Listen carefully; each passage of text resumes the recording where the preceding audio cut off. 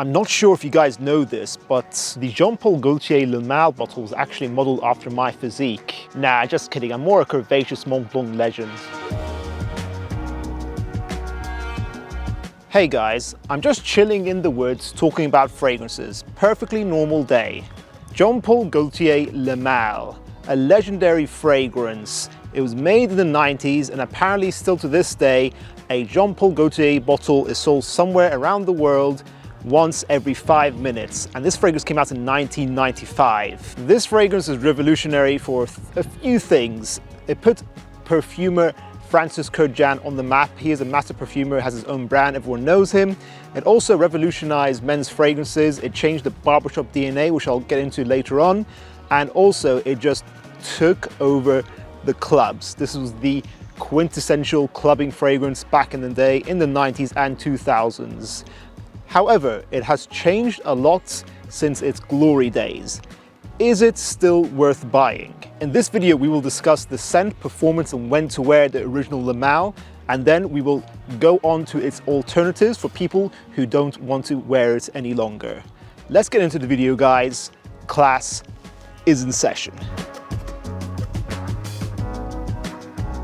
In our recent video, the best fragrance in each of 10 brands, I put the original Le Male as the #1 scent still.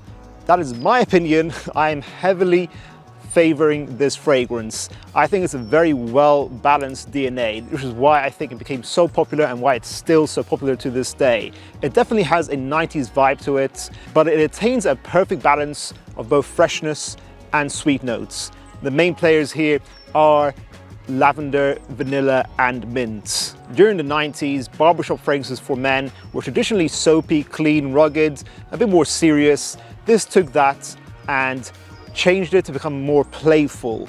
This will still remind you of going to the barbershop. I still think a lot of products at the barber is inspired by this. Back in the day, this used to be a monstrous fragrance that filled the room and made it perfect for clubbing.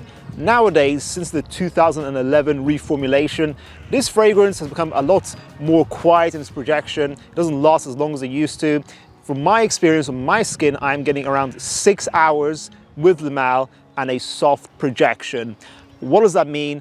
Is it still worth buying with its gutted performance? In my opinion, yes, but it's just been changed from a clubbing fragrance now to a date fragrance, which I think you can use most of the year round, apart from maybe in the high heat in the summertime. So 3 out of 4 seasons is still pretty good. However, overall, some people think this fragrance does smell outdated, and some people don't like how poorly performing it is. What other options are out there?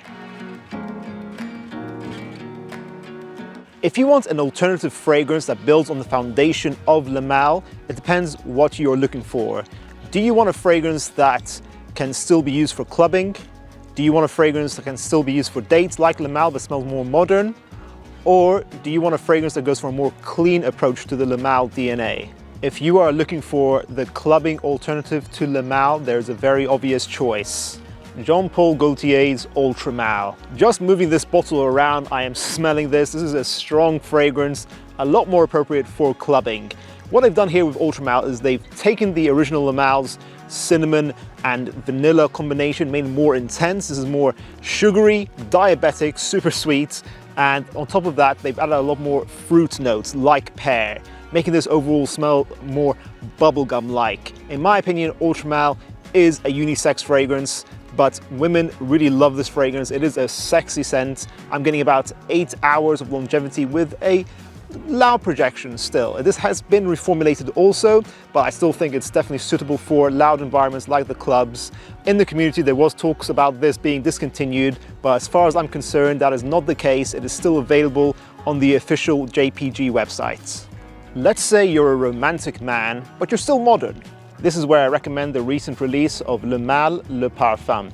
This, in my opinion, is a lot closer to the Le Male DNA. It has that similarity through the lavender and the vanilla, but they've added on here the cardamom note, which is a warm and spicy note, and traditionally is a romantic note.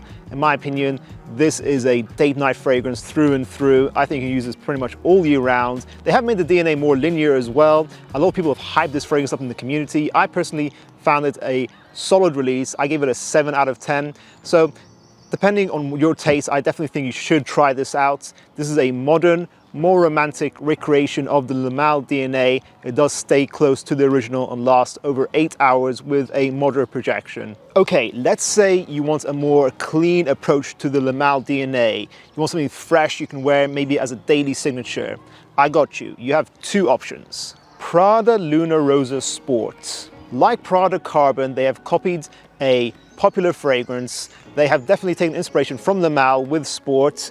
What they've done here is they've taken the lavender and the vanilla, stripped away the mint, and made this a more simple, clean, and linear fragrance. This sort of has that soapy, clean vibe that most Prada fragrances have. What is great about this fragrance and what makes it unique is that it is a vanilla dominant fragrance that can be worn in the summer. Most designer fragrances cannot say that. It has solid performance of 8 hours of longevity with a soft projection. It is not a loud fragrance. This is inoffensive, easier to wear in the warm weather, and I think you can wear this in the office because of how simple, clean, and likable it is.